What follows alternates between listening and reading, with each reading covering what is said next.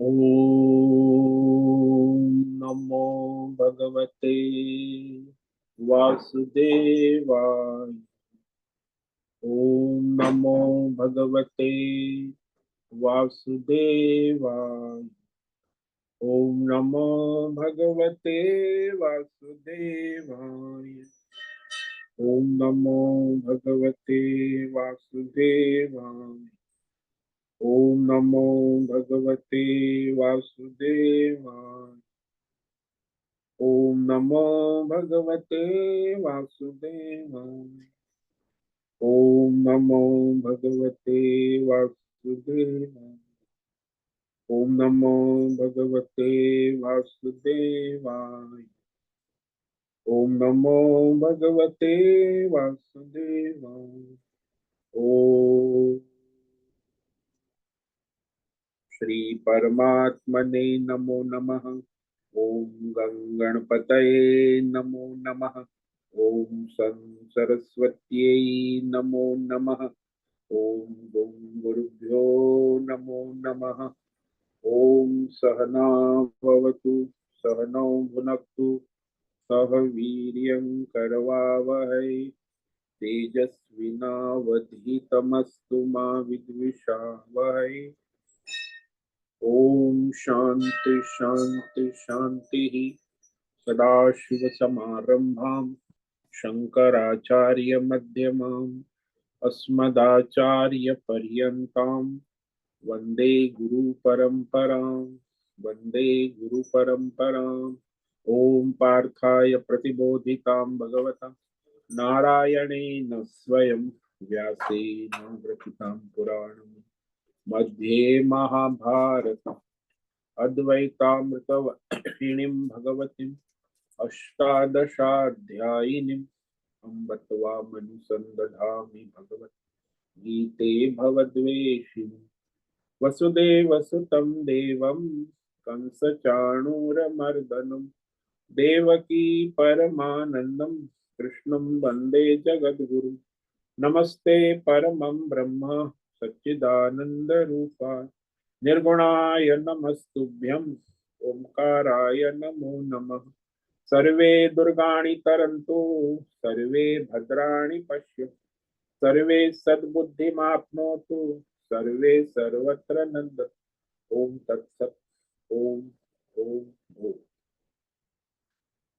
आप सभी online network पर उपस्थित भगवद गीता श्रवण साधकों को ऋषिकेश से आज हमारा प्रातः का अभिवादन अभिनंदन अभिवंदन।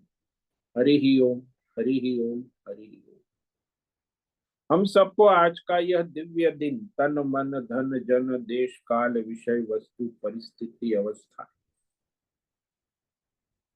व्यष्टि समष्टि अध्यात्म भौतिक दैविक क्षेत्र सभी को अपने अपने पूर्व में अनंत जन्मों में किए हुए संचित पाप पुण्य धर्म अधर्म मिश्र सकाम निष्काम कर्मों के पके हुए फल स्वरूप में वर्तमान में आज सभी को अपने अपने प्रारब्ध अनुसार परमेश्वरीय अचिंत्य योग माया के माध्यम से प्रसाद स्वरूप में प्राप्त हुआ है।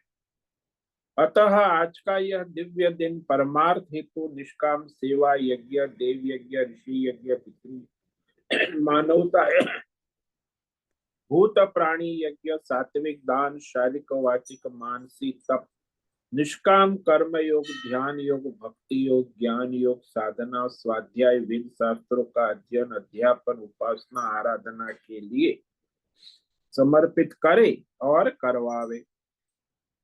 अत्यंत दुर्लभ मनुष्य जीवन की प्रत्येक क्षण परमार्थ हेतु सार्थक करे और करवावे। आज विक्रम संवत 2082 वैशाख मास कृष्ण पक्ष की चतुर्थी तिथि है जो कल सुबह 5:12 तक है। उसके बाद पंचमी लग जाती है। आज मूल नक्षत्र है सायं 4:06 तक। उसके बाद पूर्व आषाढ़ नक्षत्र लग जाता है। आज है शुक्रवार देवी आराधना उपासना का दिन है और ग्रीष्म ऋतु चल रही है। यहाँ रात्रि का न्यूनतम तापमान 20 डिग्री रहा और दिन का अधिकतम तापमान 38 डिग्री रहा है।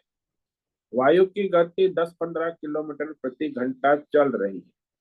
ईस्वी सन 2025 16 मई 16 मई 16 मई 2025 सुबह के 6:50 हो चुके हैं। कलयुग का प्रथम चरण 5126वां वर्ष 7वां वैवस्वत मनवंतर श्वेत वराह कल्प ब्रह्मा जी का 26वां दिन और 51वां वर्ष चल रहा है।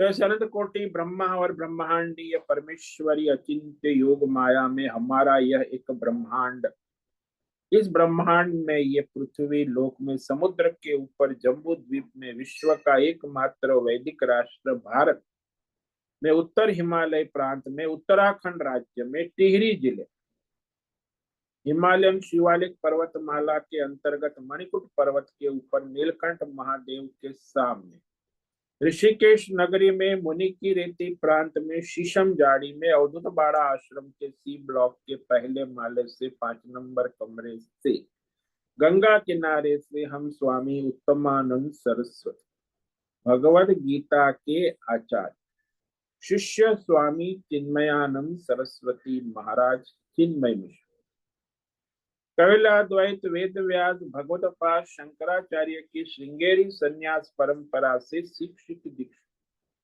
सनातन वैदिक भारतीय हिंदू धर्म अनुसार संपूर्ण भगवद गीता ज्ञान यज्ञ ऑनलाइन चैतन्यमय जीवन लाइव प्रसारण के अंतर्गत व्याख्यान माला में अध्याय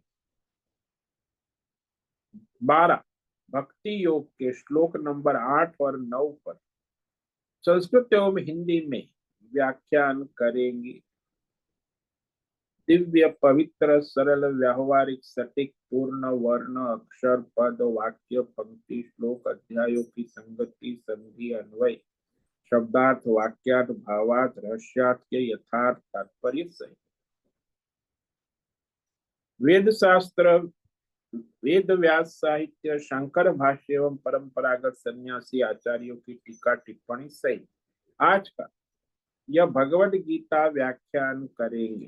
कृपया आप सभी श्रद्धा भक्ति ध्यान से परिपूर्ण होकर के यह दिव्य श्रवण साधना करें।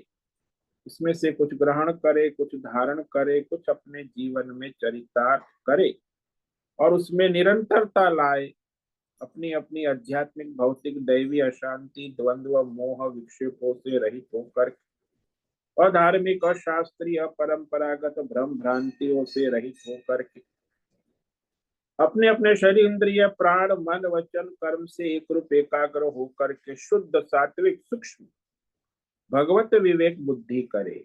वेद शास्त्र आचार्य परंपरा अनुसार विवेक करे, श्रद्धा करे, पुनः पुनः इस व्याख्यान का श्रवण करे, मनन करे, चिंतन करे, लेखन करे, चर्चा विचारणा प्रचार प्रसार करे, लिंक भेज ग्रुप में शेयर अपना और सबका परम कल्याण करे और करवा।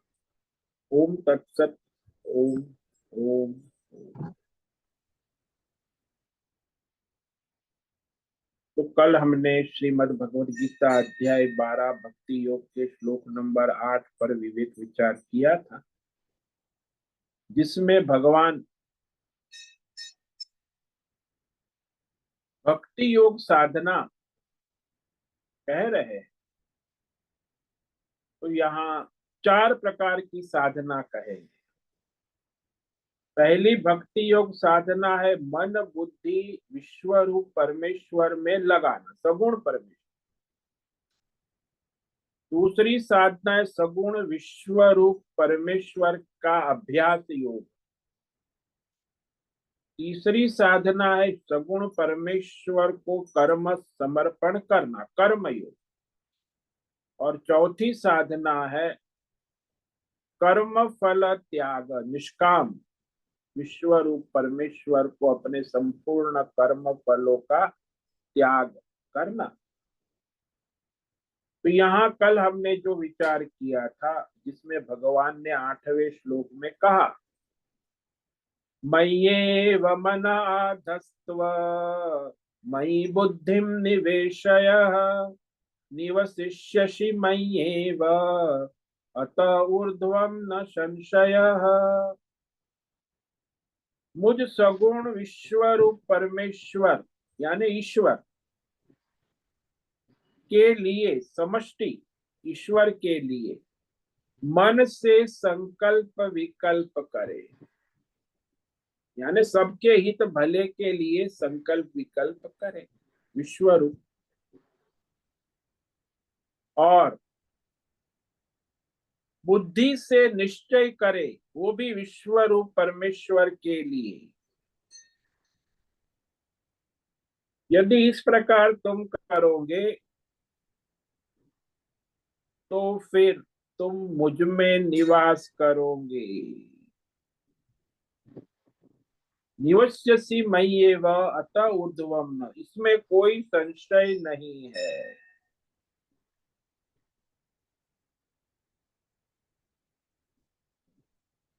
तो ये बुद्धिम निवेशय और मन का निवेश कहा।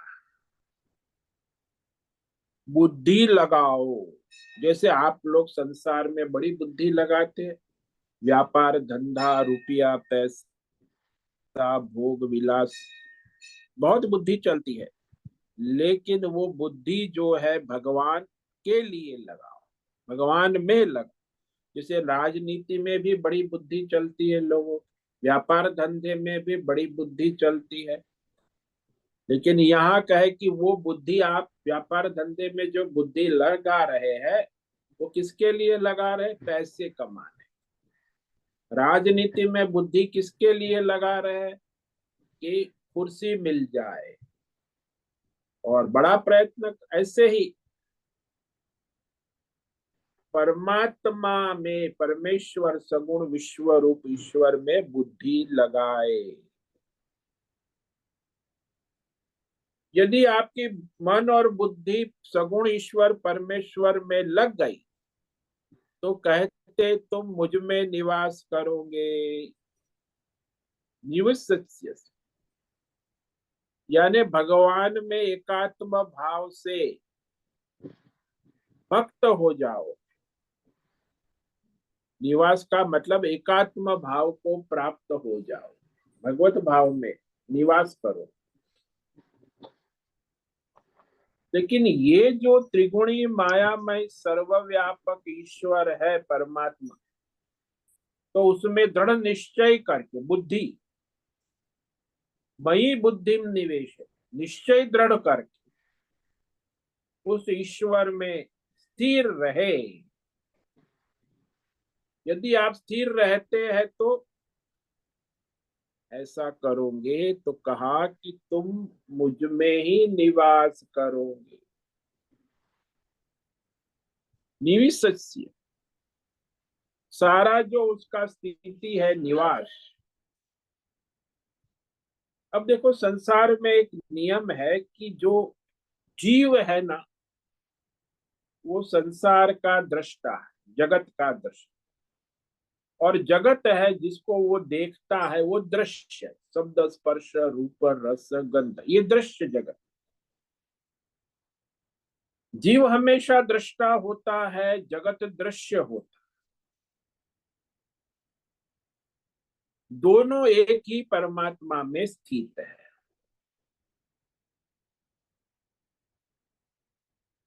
कहीं तो हम जाते नहीं है।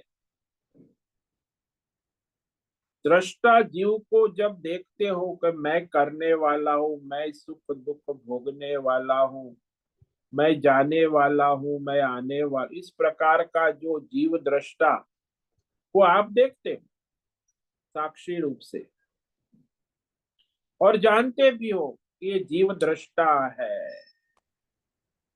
और आप ही साक्षी रूप से जानते हो कि दृश्य जगत को देखते हो कि ये जो जीव है वही इस जगत को देख रहा है। तो जीव जगत को देख रहा है, उसमें उसे ये बादल है, ये पहाड़ है, ये मकान है, ये नदी है,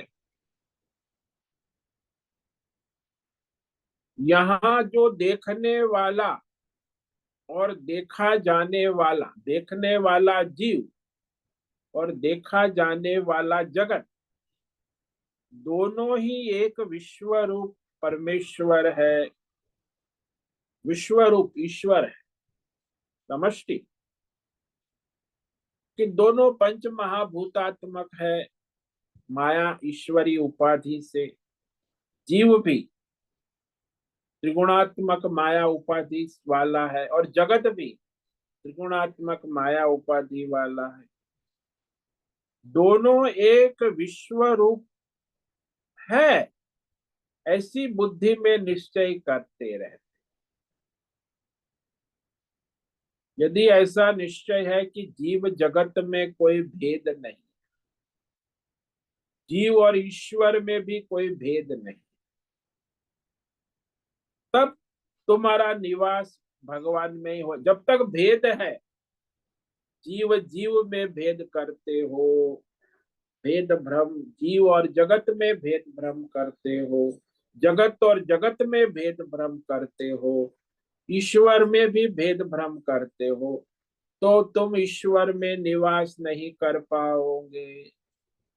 जब तक भेद भ्रम है तो सारा भेद द्वंद्व में ही घूमते रहोगे कि ये जीव है, ये जीव है, ये जगत है, ये देवी देवता है, ये ईश्वर है।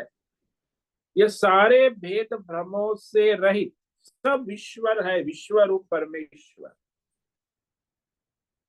तो ऐसे एकत्व रूप से विश्व रूपता का निश्चय करना, ये बुद्धि भगवान में लगाने की बात।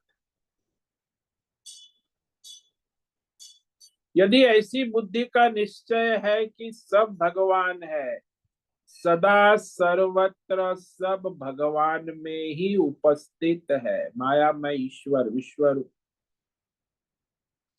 सबका वास ईश्वर में है और मेरा, मैं जीव हूं, तो उसका निवास भी ईश्वर है।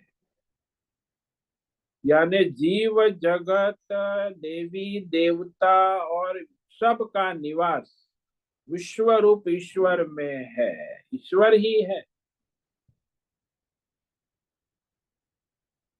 तो इस तरह परमेश्वर ही रहते हो, कहाँ रहोगे फिर, क्योंकि सारा उनका निवास तो परमेश्वर में ही है। जैसे मछली है, मछली सोचती है कि मेरा निवास स्थान क्या है, तो मछली का जन्म ही जल से हुआ, जल में हुआ, जीवन भी जल है, मृत्यु के बाद भी जलमग्न हो जाए। तो मछली की उत्पत्ति स्थिति लय सारा उसका संसार किसमें, किसके जल रूप है, जल में। मछली जल से भिन्न नहीं हो सकती। ऐसे ही ये जीव जगत और ईश्वर विश्व रूप परमेश्वर में ही है। और कोई जीव जगत चाहे भला हो बुरा हो, धर्मात्मा हो अधर्मी हो, जगत चाहे जैसा भी हो, देवी देवता चाहे जैसे भी हो, देवता हो असुर हो, सब विश्व रूप परमेश्वर में ही स्थित है, उसी में रहते हैं सब। निवास का अर्थ है, होता है कि जहां हम स्थायी रूप से रहते, स्थायी निवास होता है। आपका घर कहाँ है, कोई पूछे, आप कहते हो मैं ऋषिकेश में रहता हूँ, स्थायी रूप से। हाँ, वही मैं ऋषिकेश अवधूतवाड़ा आश्रम में पिछले 20 साल से स्थायी रूप से रहता हूँ, 5 नंबर कमरा, पहले माले, अवधूतवाड़ा। तो मैं कहीं भी जाऊंगा, एक हफ्ता, महीना, 15, अभी तो बंद कर दिया पहले, तो भी फिर कहीं भी जाके वापस 1-2 महीने के बाद वापस अपने स्थायी निवास में ही आ जाते। इधर उधर भी जाते हैं हर समय, तो अपने निवास में ही वापस आ जाते। परंतु जब प्रश्न करते हैं कि तुम्हारा निवास कहाँ है, तब यह अर्थ है कि निश्चित रूप से तुम्हारा स्थायी रूप से निवास कहाँ है, स्थायी कहाँ रहते। थोड़ी देर के लिए, कुछ हफ्ते के लिए, महीने के लिए यहाँ वहाँ देश विदेश जाके आ रहे, लेकिन आपका स्थायी निवास तो एक होता ही है।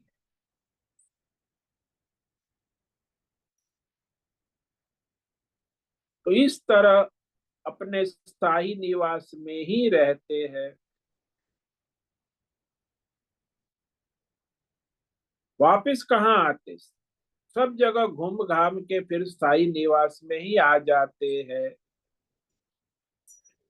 ठीक इसी प्रकार संकल्प विकल्प करते हैं, सब समय हम जगत के विषय में दृष्टा दृश्य, तो दृष्टा जीव और दृश्य जगत का भेद देखते हुए भी स्थायी निवास तो विश्व रूप ईश्वर में ही करते हैं। आप जगत को अलग देखते हो, जगत भी ईश्वर रूप है, और आप जीव हो दृश्य, वो भी दृष्टा, वो भी विश्व रूप ही है। यानी दृष्टा जीव और दृश्य जगत में कोई भेद नहीं है। कहाँ? ईश्वर रूप की दृष्टि, परमार्थ दृष्टि से। व्यवहार में तो आप भेद करते हो, लेकिन वस्वरूप की दृष्टि से को दृष्टा जीव जो है वही दृश्य जगत है, वही ईश्वरीय त्रिगुणी माया के द्वारा प्रकट। इस दृष्टा दृश्य की उत्पत्ति स्थिति लय त्रिगुणी माया में ही होती है, और त्रिगुणी माया ईश्वर में है, इसलिए ईश्वर से अलग कोई नहीं।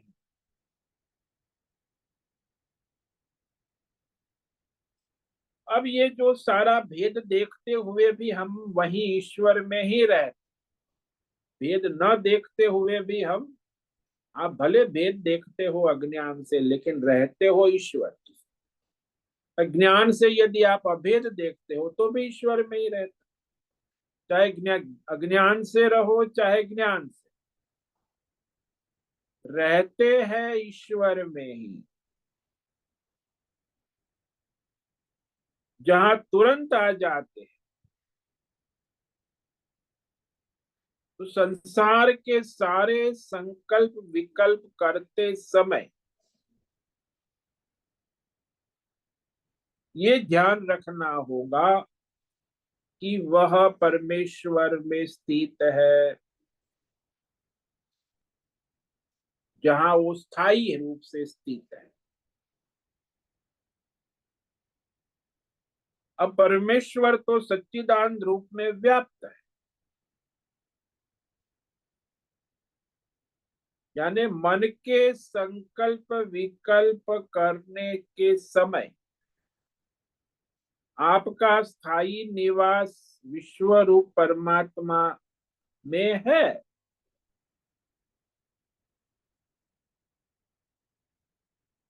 और बुद्धि का विवेक पूर्वक निश्चय करने समय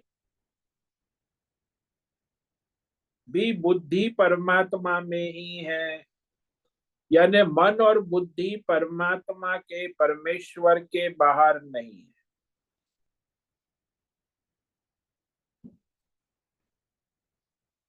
आप कहते हो मैं देवदत्त हूं और ये मेरा संसार है जगत, तो मैं देवदत्त जीव हुआ और मेरा संसार ये जगत हुआ। आपका मैं और मेरा कौन प्रकाशित कर रहा? मैं जीव और मेरा जगत, दोनों का प्रकाशक अंतर्यामी आत्मा है। ये विवेक करना आवश्यक, तब तुम परमात्मा में ही निवास करोगे। जब ऐसा विवेक हो जाता है दृढ़, तो फिर ये जीव और जगत का सारा अनुभव गणित के दाखले की समस्या समाधान करने जैसा हो जाता।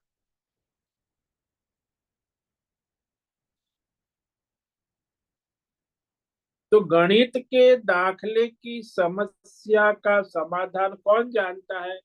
जो गणित शास्त्र पढ़ा है, और नहीं पढ़ा है तो वो गणित दाखले की समस्या नहीं जान सकता। ऐसे ये जो जीव और जगत की समस्या है, इसका समाधान जो शास्त्र पढ़ा है आचार्य परंपरा से, वो जीव और जगत की समस्या का समाधान जानते कि जीव का स्वरूप क्या है, जगत का स्वरूप।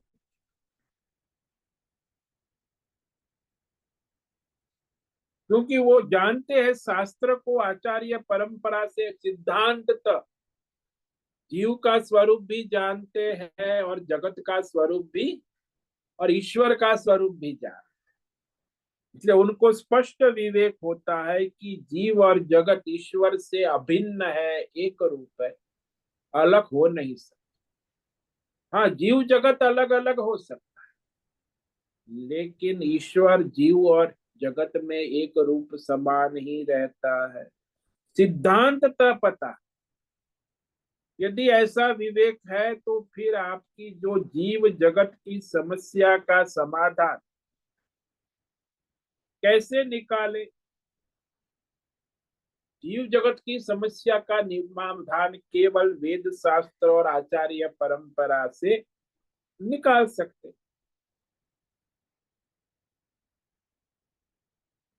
और वहां बुद्धि यदि विवेक करती है, मन लगता है वेद शास्त्र आचार्य,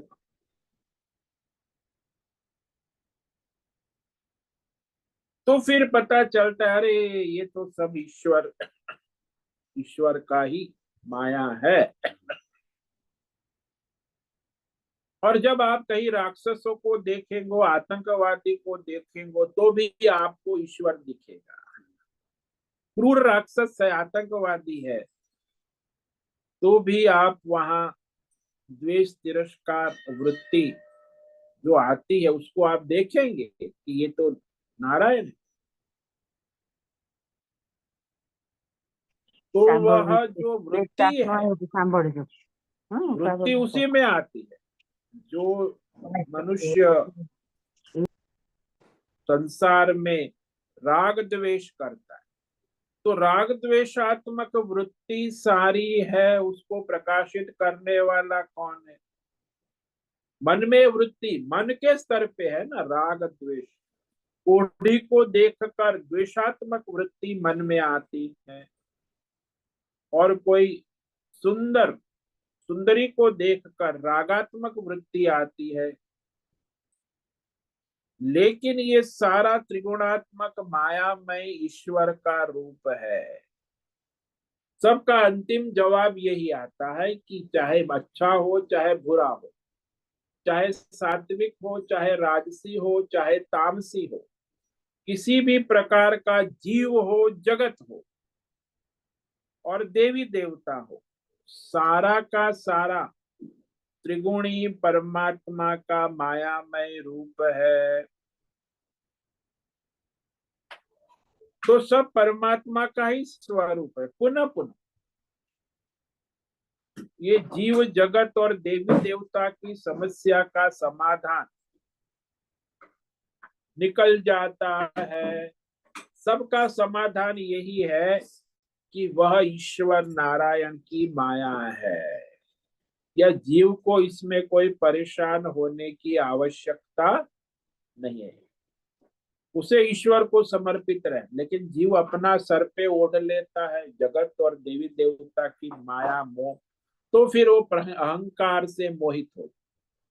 तो अहंकार उसे ईश्वर की सत्ता और ईश्वर की उपस्थिति का अनुभव करने नहीं देता है। लेकिन यदि अहंकार हट जाता है तो सब परमात्मा का त्रिगुणी मायामय रूप है, चाहे जीव हो चाहे जगत हो, चाहे धर्मात्मा हो चाहे अधर्मी हो, चाहे देवता हो चाहे राक्षस। तो पुनः पुनः इस संसारी समस्या का हल सदा सर्वत्र सब में निकलते रहता है कि ये सब परमेश्वर की माया है और परमेश्वर रूप है। माया परमेश्वर से अलग नहीं। विश्व रूप माया। तो इस तरह ये जो त्रिगुणी मायामय संसार में जितने भी अनुभव हैं, भौतिक, अध्यात्म, दैव, जीव जगत, देवी देवता,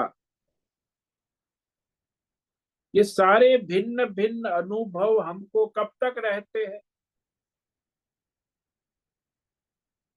तो जब तक हम स्थूल सूक्ष्म शरीर में रहकर अहंकार से मैं और मेरा करते हैं, तब तक जीव और जगत का अनुभव रहता है। अहंकार से मैं और मेरा, मैं जीव और ये मेरा जगत।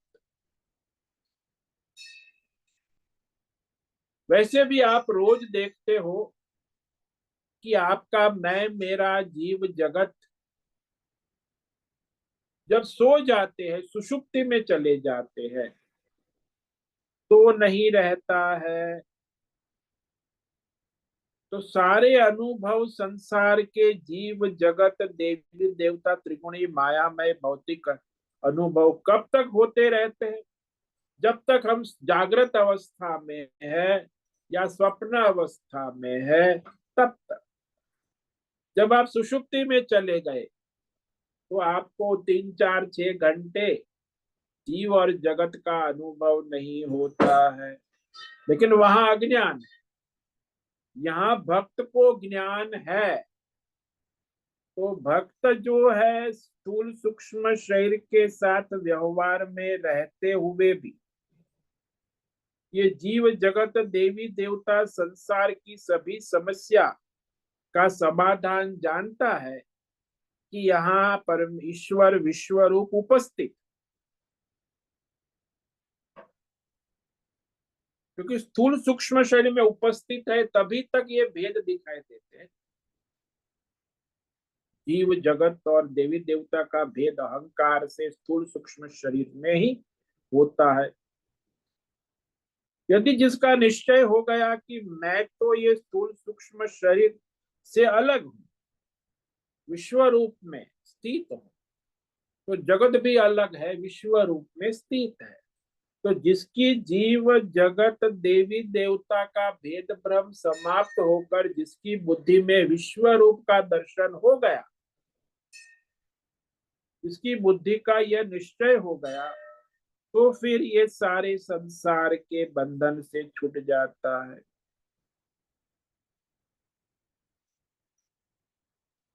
ये स्थूल सूक्ष्म शरीर तो ईश्वर की माया है, और इसके द्वारा जो जगत का दर्शन हो रहा है वो भी ईश्वर ये विश्व रूप माया ही है, त्रिगुणी माया।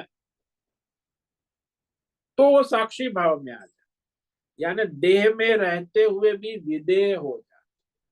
स्थूल सूक्ष्म शरीर से असंग अपने शरीर को भी देखता है, स्थूल सूक्ष्म शरीर जीव भाव को भी देखता है, जानता है, और जगत को भी देखता है, जानता है।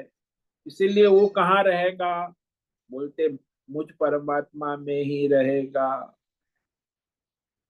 मई एव निवसिष्यसि, क्योंकि वो उससे अपने को भगवतमय समझ चुका है, जान चुका है। उसने परमार्थ निश्चय कर लिया है कि ये जीव जगत ईश्वर सब परमेश्वर की ही त्रिगुणी माया है, और वो माया परमेश्वर के द्वारा ही चलती है। तो फिर वो कहाँ निवास करेगा? वो परमेश्वर में ही निवास करेगा। जैसे वो बालक होता है, वो घर में रहता है, तो वो देखता है कि ये सब सारा दुकान मकान, ये सब व्यापार धंधा, माता पिता, तो वो सारा किसका है? उसको क्या लगता है? बोले ये पिताजी दुकान पर बैठते, दुकान चलाते हैं, माता घर चला, तो घर में माता जी का साम्राज्य है, दुकान मकान और दुकान में पिताजी का साम्राज्य है। तो वो देखता है कि अरे ये तो सब जो है दुकान और मकान में जो चल रहा है सुबह से, उसको चलाने वाले कौन है? उसके मालिक कौन है? वो कहेगा माता पिता ही इसके चलाने वाले भी है, मालिक भी है, और सब किसका है? बोले माता पिता का है। तो उस बालक को तेरा क्या है? मेरा तो मेरे माता पिता है, इसके सिवा कुछ। तो उसे स्थिति कहाँ हो गई उसकी? घर में, दुकान में हुई कि माता पिता में? ये विवेक करना। ऐसे ही ये भगवान का घर है, ये जीव है वो भगवान का घर है, और जगत है भगवान की दुकान है। और घर और दुकान चलाने वाला कौन है? जीव को चलाने वाला भी परमेश्वर है, जगत को चलाने वाला भी। ऐसा यदि आपकी बुद्धि में दृढ़ निश्चय हो गया, तो फिर आप कहाँ रहोगे? जीव में रहोगे, जगत में रहोगे, कि ईश्वर में रहोगे? फिर तो आप ईश्वर में ही रहोगे, क्योंकि आपकी बुद्धि का निश्चय हो गया कि जीव को चलाने वाला भी ईश्वर है और जगत को चलाने वाला भी। तो फिर आपका निवास कहाँ हो गया? ईश्वर में ही निवास करोगे। यही कहा, मयि एव शब्द है, केवल ईश्वर में ही रहो।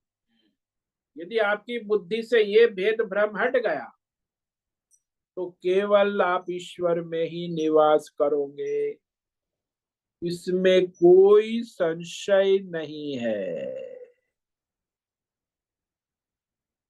यह बात 100% सनातन सत्य है कि आप भी ईश्वर में हो, जगत भी ईश्वर में, सब ईश्वर में, विश्व रूप में ही उसी की सत्ता से चल रहा है।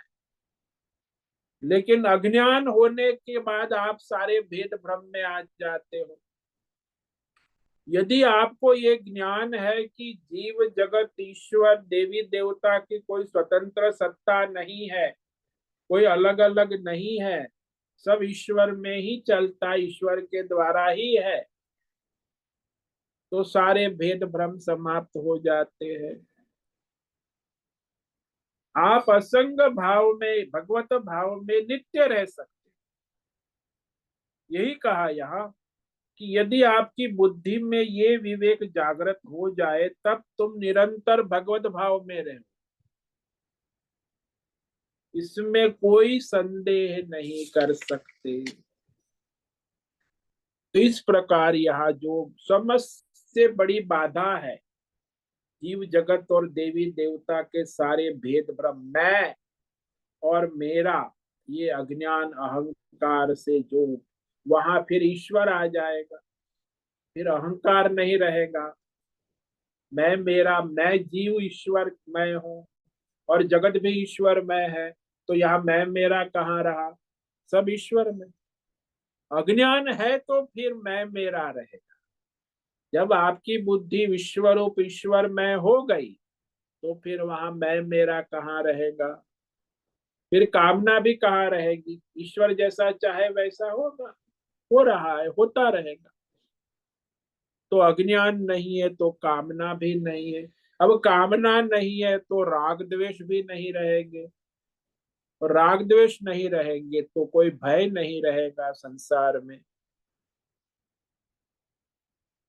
तो यहाँ ज्ञान से उसकी मुक्ति हो जाती।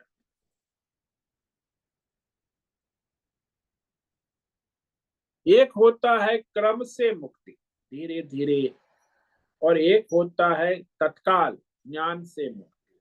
बुद्धि में यदि विवेक जागृत हो गया तो बात बन गई, नहीं तो फिर वो सेवा भक्ति कर्म चलता रहता है। और ये कहने के बाद अब जो है भगवान आगे, चलो भाई आपकी बुद्धि में दृढ़ संकल्प नहीं हो पा रहा है, मन के संकल्प विकल्प ईश्वरमय कर दो, बुद्धि का संकल्प ईश्वरमय कर दो, तो आप कहाँ रहोगे? ईश्वर में रहो। लेकिन आप ईश्वर को अलग करते हो, जीव को अलग करते हो, जगत और भेद भ्रम करते हो, तो फिर संसार माया में घूमते रहे। ये सारे भेद भ्रम के कारण ही तो जीव संसार की माया में घूमता रहता है।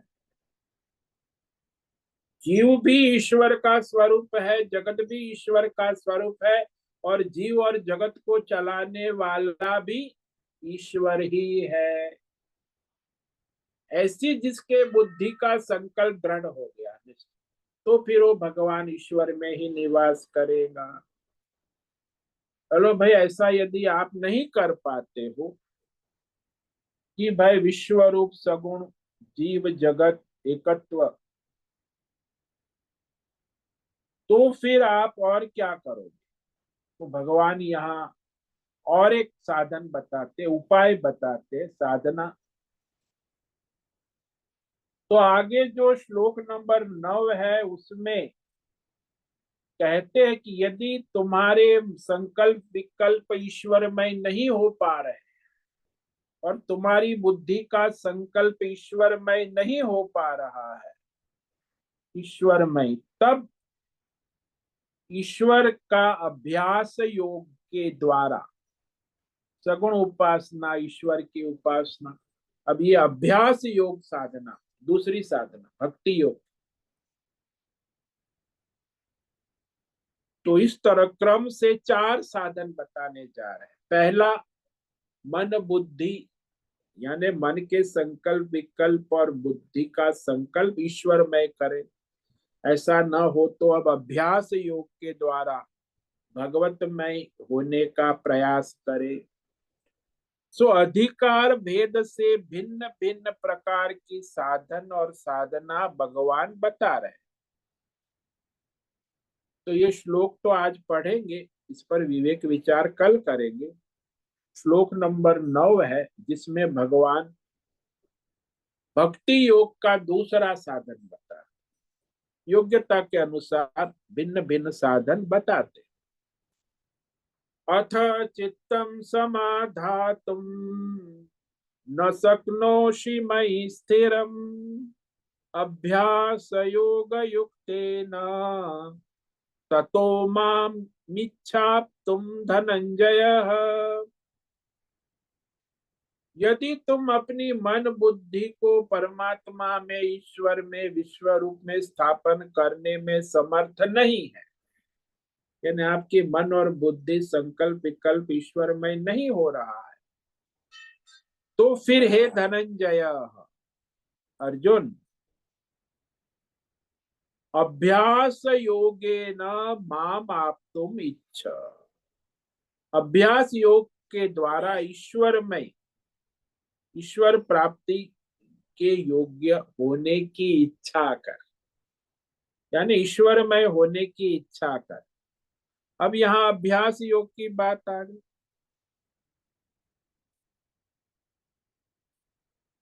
तो जहां हमारी मन बुद्धि को लगाना चाहते हैं,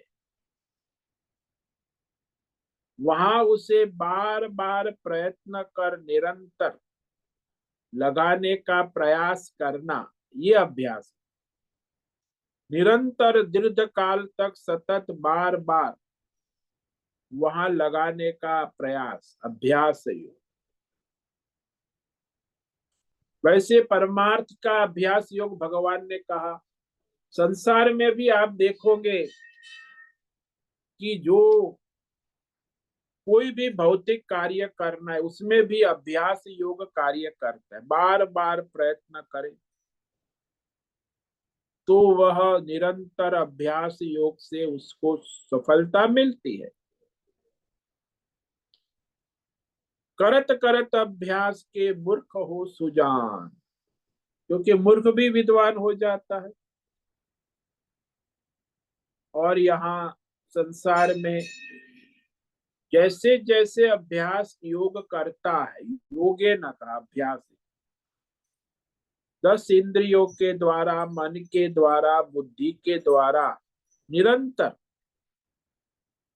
सतत अभ्यास करने से वह, उसका मन और बुद्धि ईश्वरमय हो जाता है।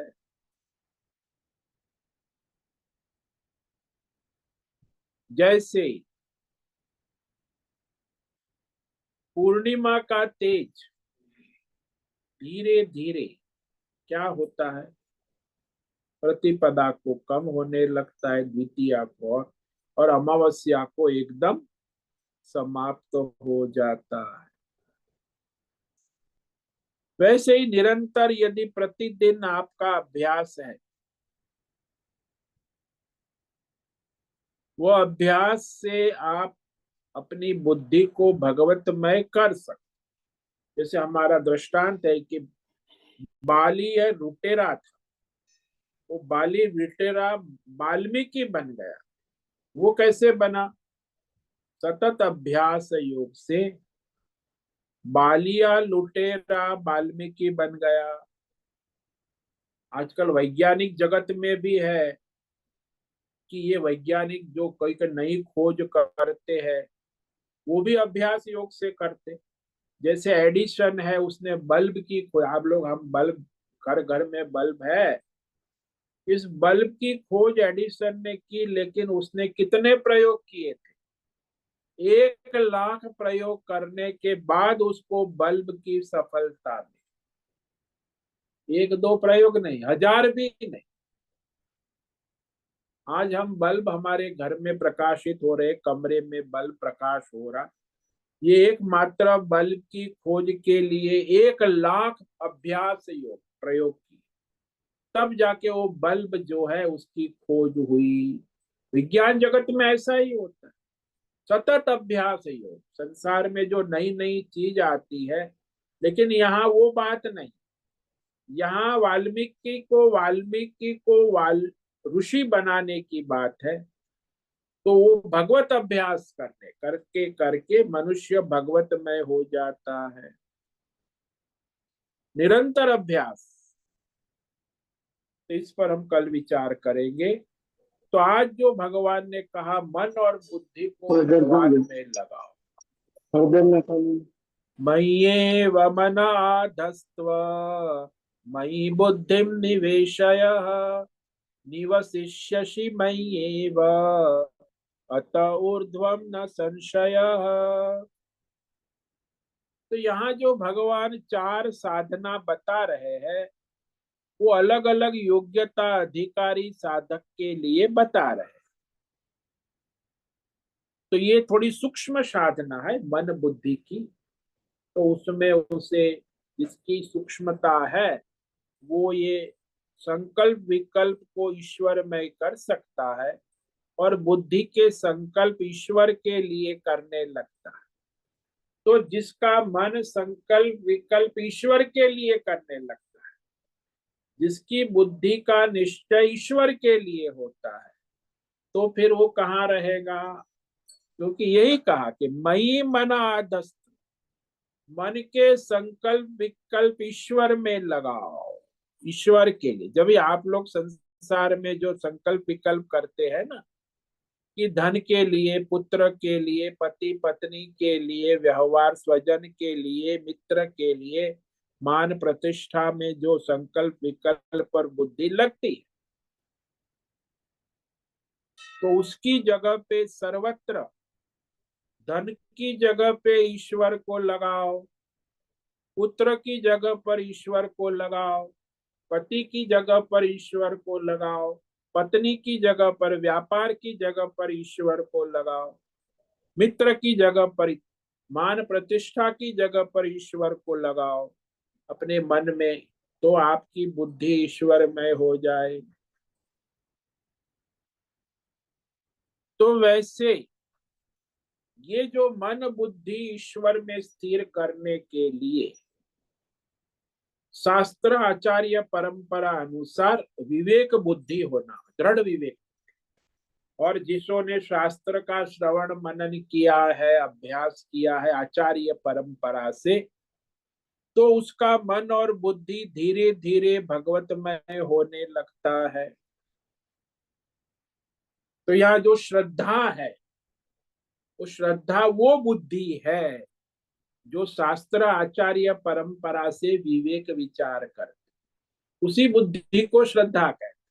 अपनी स्वतंत्र तर्क वितर्क वाली बुद्धि नहीं, उसकी बुद्धि शास्त्र और आचार्य परंपरा से विवेक विचार करती है, ऐसी बुद्धि को ही श्रद्धा कहते। ईश्वर में, शास्त्र में और आचार्य परंपरा में लगी, उस बुद्धि से फिर आपका भगवत चिंतन होने लगता है। तो कोई भी काल हो तो काल में भी ईश्वर चिंतन होगा, देश में भी ईश्वर चिंतन होगा, विषयों में भी ईश्वर चिंतन होगा। तो इस तरह मन और बुद्धि जब ईश्वर में हो जाते हैं तो आप कहाँ रहोगे? मयि एव निवसी, मुझ ईश्वर में ही निवास करोगे। इसमें कुछ भी संशय, अत्र न संशय, कोई संदेह दुविधा नहीं है। यानी आप भगवतमय हो जाओगे। सबका निवास ईश्वर परमेश्वर ही है, ये निश्चय करो। सब भगवान के अंतर्गत है, सब में सदा सर्वत्र भगवान ही उपलब्ध है। तो फिर आप कहाँ रहोगे? भगवतमय रहोगे। जैसे मछली निश्चय कर लेती है कि मैं तो जल में रहती हूँ, जल में हूँ, सब जल ही है मेरा संसार, मैं भी जल में हूँ, तो मछली कहाँ रहेंगी? जल में ही रहे।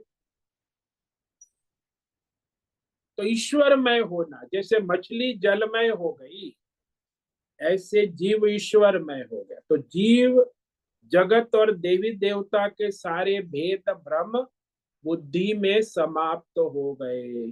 केवल एक विश्व रूप ईश्वर को ही उसका सर्वत्र दर्शन होता है और उसी में रहता है। ओम नमो नारायणाय, ओम नमो नारायणाय, ओम नमो नारायणाय, ओम नमो नारायणाय, ओम नमो नारायणाय। कायेन वाचा मनसेन्द्रियैर्वा बुद्ध्यात्मना वा प्रकृते स्वभावात् करोमि यद्यत् सकलं परस्मै नारायणायेति समर्पयामि। ओम सर्वे भवन्तु सुखिनः, सर्वे सन्तु निरामया, सर्वे भद्राणि पश्यन्तु, मा कश्चित् दुःखमाप्नुयात्, अस्तु मा सद्गमय, तमसो मा ज्योतिर्गमय, मृत्योर्मा मृतंगमय। ओम पूर्णमद पूर्णमिदं पूर्णात् पूर्णमुदच्यते, पूर्णस्य पूर्णमादा पूर्णमेवावशिष्यते। ओम शांति शांति शांति। शंकरं शंकराचार्यं केशवं बादरायणं सूत्र भाष्य कृतौ वंदे भगवन्तौ पुनः पुनः। ईश्वरो गुरुरात्मेति मूर्ति भेद विभागि व्योमवद्व्याप्त देहाय दक्षिणामूर्तये नमो नमः। ओम गुं गुरुभ्यो नमो नमः। ओम तत्सत् ब्रह्मार्पणमस्तु। ओम ओम ओम।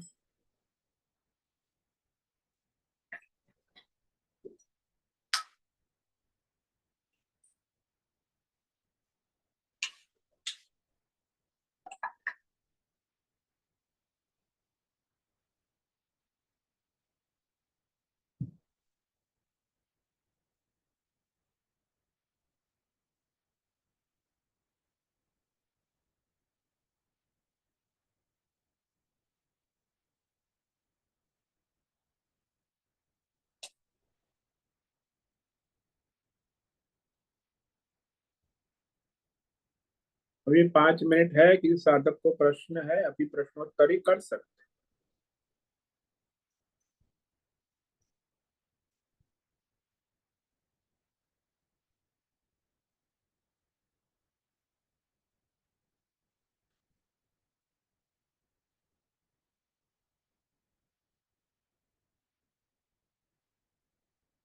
ओ नारायण स्वामी जी।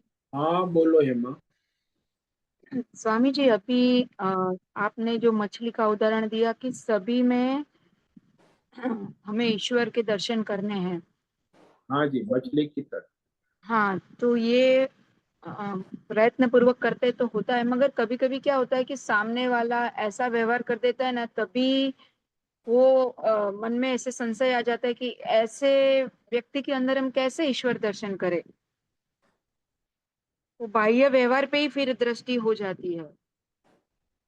तो मतलब आपका दृढ़ निश्चय नहीं है सर्वत्र, तो अभी अच्छा। बुद्धि दृढ़ निश्चय वाली नहीं है कि वो भी नारायण है। हम्म। जैसे मैं वो दृष्टांत देता हूँ ना कि वो हाँ चोर आया था तो चोरी करके गठरी बांध रहा था, हाँ हाँ हाँ, महात्मा जी सामने। जो थे हम्म। कहे वो उठा नहीं रहा है गठरी, तो महात्मा जी खड़े, अरे प्रभु जी नारायण, आपको गठरी उठा नहीं सकते, चलो मैं वो रख देता हूँ, कहाँ ले जानी। हम्म। तो वो सारा सामान बटोर लिया, महात्मा की कुटिया में गठरी बना दी। चोर आया है, चोरी कर रहा है, फिर भी उसके लिए वो नारायण भाव है, और सेवा भी करने, चलो आपकी गठरी में रख देता हूँ जहां रख। हम्म। तो अनुकूल परिस्थिति में तो आप नारायण स्वरूप हो जाते, लेकिन प्रतिकूल जब कोई व्यक्ति या देश काल हो तब आपकी नारायण बुद्धि की परीक्षा होती है। हाँ। पर कभी तो ऐसे लगता है कि वो व्यक्ति बहुत ही स्वभाव से पहले से ही वो थोड़ा वैसा है और वो हमेशा ऐसा ही व्यवहार करता है, तो उसमें तो भगवत भाव देखना थोड़ा मुश्किल ही हो जाता है। हाँ, तो आपने उसको उस भाव से देखा है ना बचपन से अभी तक, हाँ तो वो हाँ। नकारात्मक भाव से। तो यहाँ वो नेगेटिव पॉजिटिव भाव की बात नहीं है, ईश्वर भाव की बात है। भगवान हम्म। यहाँ पॉजिटिव होने और बाद में होने की बात नहीं कर रहे हैं, अभी हाँ। ईश्वर भाव बनाए रखे। ये हम्म। हम्म। आपकी बुद्धि संकल्प विकल्प ईश्वर में हो और आपकी बुद्धि का निश्चय ईश्वर में हो, ये भाई ईश्वर ही है, उसी के साथ हमारा ये व्यवहार चल रहा है। वो अभ्यास से ही होगा। हाँ, वो आगे कहेंगे इस तरह आपका हो जाए डायरेक्ट, तो नहीं हो तो अभ्यास योग से करना, हम्म। निरंतर अभ्यास ही हो। तो क्रम से बता रहे हैं आपको साधना कि आपसे ये नहीं हो रहा है मन बुद्धि, तो अब आप अभ्यास योग के द्वारा प्रयत्न करो।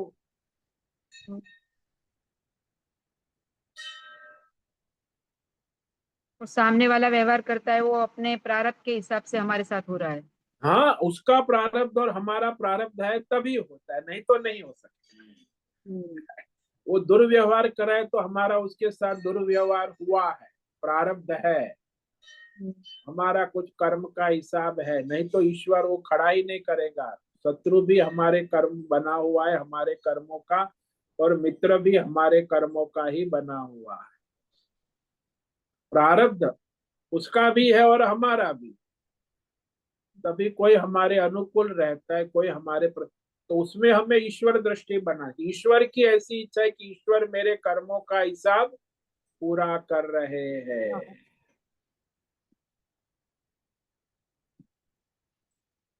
तो वहां राग द्वेष आ गया तो ईश्वर गया, दोनों साथ में नहीं रह सकते। हाँ, राग द्वेष से कर्म बंधन और भी होगा, प्रारब्ध है दूसरा नया संचित और जमा होगा, और फिर उस चक्कर में संसार में ही घूमते रहो।